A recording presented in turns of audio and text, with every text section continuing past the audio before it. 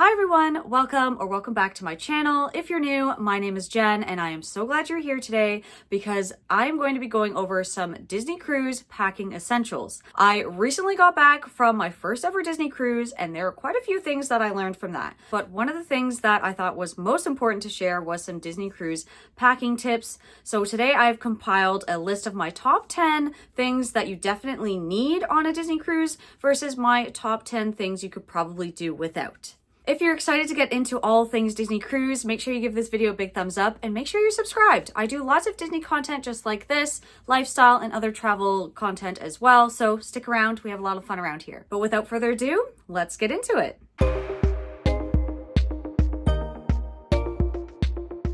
Let's start with the things that you don't need. Now, Disney Cruise Line has a full list of prohibited items that you cannot, or certainly not allowed, to bring in your luggage. If you do bring those with you, they will be confiscated, taken away from you, and will be returned to you at the end of the cruise when you're getting off the ship. Most of the things that I will be going over today are not on that list, but these are just things that I find that you don't need to use at all and don't need to be bringing them with you and taking up precious space in your luggage. I do recommend that you review that prohibited items list as it is quite extensive and there's lots of things on there that you might think are okay to bring, but they're actually not. Keep in mind, I'm going based on the Disney Dream, so all of the facts that I'm giving you are based on that ship.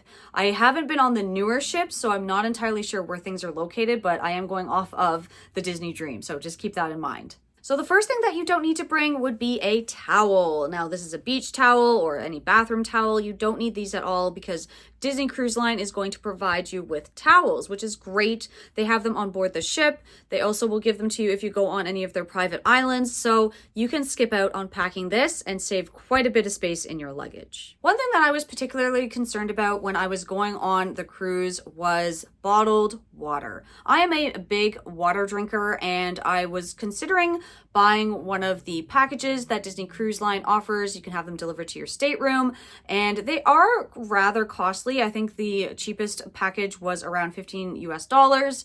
And for me being a Canadian with the exchange rate, that seemed a little bit pricey for only about, I think it was like 6 bottles of water. But I decided to forego buying the package and I just brought a couple bottles of water with me onto the ship just to be sure and on the safe side. I was actually really relieved to find out that I did have access to water at any time of day. There are like drink and soda fountains just outside where the buffet is located. They also had water fountains sprinkled around the ship. The water from all those fountains is drinkable. The only water that I wouldn't drink from would be the water that you get from the bathroom in your stateroom. So bottled water would be something that I think I wouldn't need to bring with me next time. I was very happy being able to refill my water bottle at any time, and then I was able to save money and not having to buy those expensive drink packages. The next thing that I would say you wouldn't necessarily need to bring are snacks.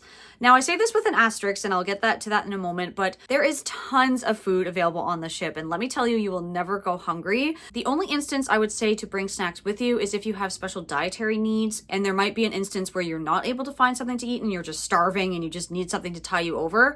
I would definitely say bring that with you. Disney Cruise Line will allow you to bring sealed packaged food with you. You cannot bring like any like fresh fruit and vegetables and stuff like that or any like open food, but overall you will not be going hungry. There is lots of food on board and the cruise line is very flexible in the food that they will provide you. If you do have a dietary need, definitely let them know and they will do their best to accommodate you. Let's talk about Wi-Fi. When I was getting on the ship, I was immediately thinking that I had to buy the basic package so I could stay connected to people off the ship that are at home, say taking care of my pet, that sort of thing. And I wanted to make sure that I didn't get disconnected in that sense. I am someone who, when I'm going on the ship, I don't necessarily need to be posting on social media. I don't need access to the internet. I don't need to be working, nothing like that. So the Wi-Fi package to me was not a necessity. So if you're someone like me who is worried that you're going to be disconnected, not going to be able to talk to people back at home, fear not. You won't need to pay the extra money for a Wi-Fi package if you're okay with just being able to send messages back and forth with iMessage or WhatsApp and no pictures, but you'll be fine without it. I am someone that loves to stay organized whenever I travel, and in the staterooms, I know there's not a lot of storage space really, so sometimes I might think about bringing one of those over-the-door shoe organizers with all those pockets in it where you can put a bunch of stuff. However,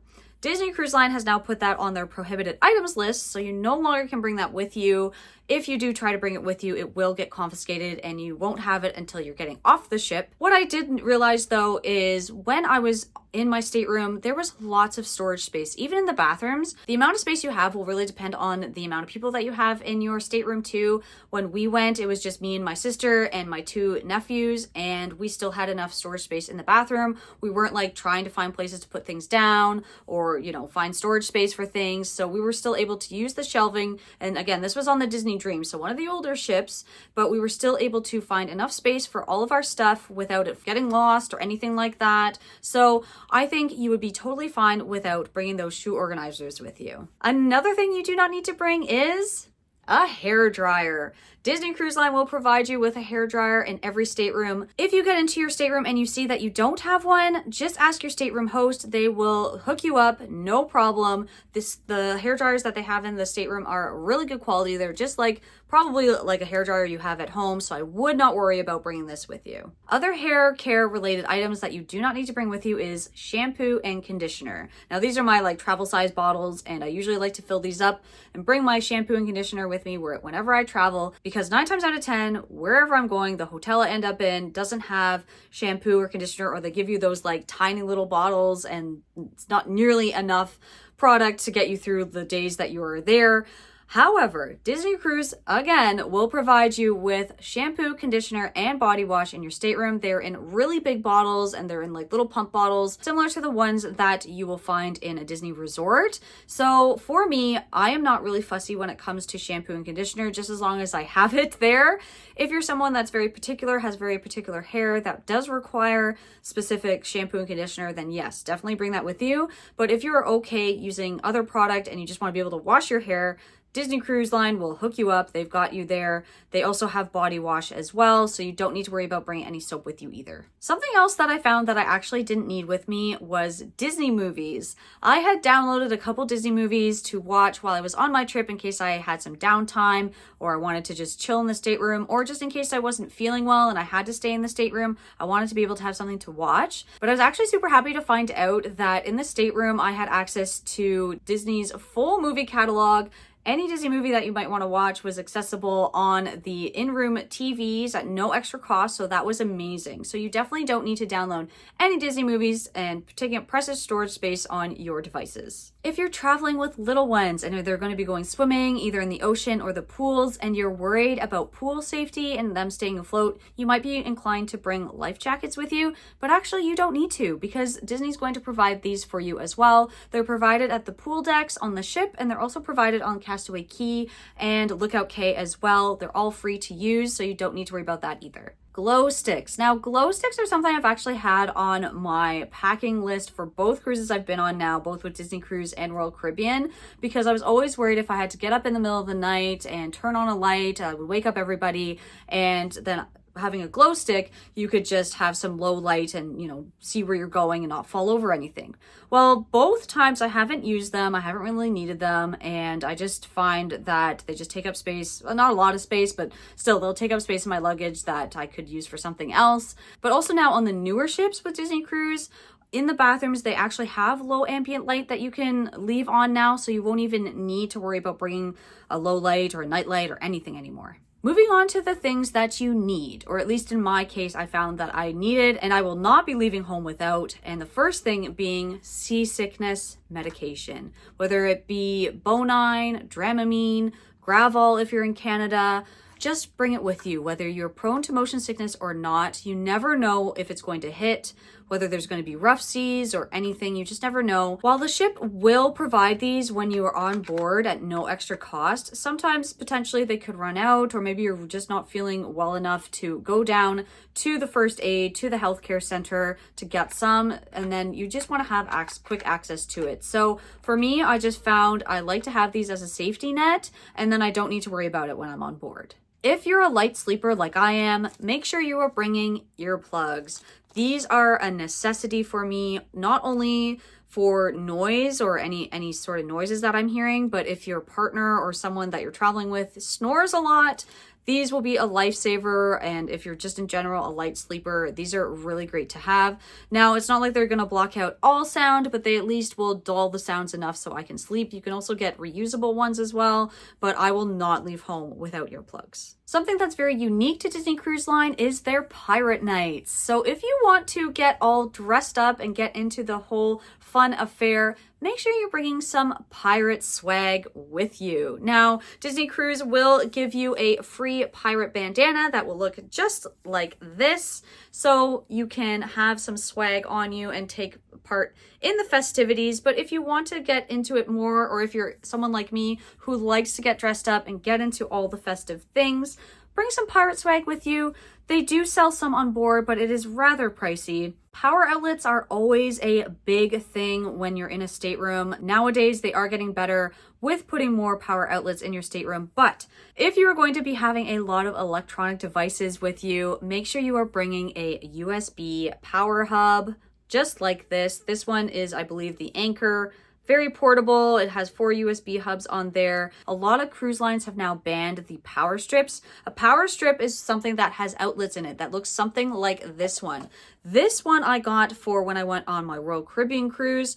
That was before they put this on the prohibited list. So you can no longer bring a power outlet or anything with these plugs in it that look like this. You can only bring ones that have just the USB connection in there like that. So this is a must have, a must bring, especially if you have a lot of electronic devices to charge. You want to make sure that you don't run out of power. Another thing you can bring as a backup too would be a power bank, just in case you run out of power outlets for whatever and you need to charge something in an emergency. You can have that as a backup as well. Something else that I found really useful when I am on board the ship, it is a lanyard to carry your stateroom key in, your key card. The key card is something that you're going to be using the entire time you're on the ship, whether it be to pay for things, buy things, get into your room, get on and off the ship. It is so important to keep that card on you. So I like to keep it in the lanyard around my neck, so I know it is there at all times, and then it stays in this zippered pouch. Now, if you are a first-time cruiser, you are not going to get a lanyard in your stateroom, but if you're a repeat cruiser, then sometimes the free gift that you will get will include a lanyard. They also do sell these on board, but again, if you want to get something and save your coins and get something a little bit cheaper, you can pick up one before you get on the ship. Speaking of the key card, now most things on a cruise ship are cashless. However, if you want to go the extra mile and perhaps give gratuities to the hardworking cast members, I definitely recommend bringing some cash with you. I use cash to tip the porters when I dropped off my luggage. I was also tipping sometimes the bartenders or the cast members that were delivering room service to our room. So you'll want to make sure you have a few dollar bills in cash with you. So one thing I found really helpful for us was a toilet spray. This is one from Airwick. It's similar to the Poo-Pourri spray that you can get. It's basically like an air freshener. You just spray it into the toilet or spray it into the bathroom to get rid of any nasty smells that you don't want lingering in the air. I just find this worked so well. And because again, you are in close quarters, you don't want those nasty smells lingering. So definitely pick up a bottle of this and take it with you. Something else that I would always forget to bring is a beach bag. Something big like this beach bag. This one in particular is a Disney Cruise Line one, but something with a zipper is always good, and that can fit a towel. It can fit your change of clothes and other shoes or anything like that. A beach bag is a must and a great thing to have when you're on a cruise, because you are going to be getting on and off the ship, going to the beach, swimming around. If you're going to another port, let's say, and walking around, it's just great to have something to carry stuff with you. Bringing a water bottle is super important, and it was super useful for me. I use this a bunch to go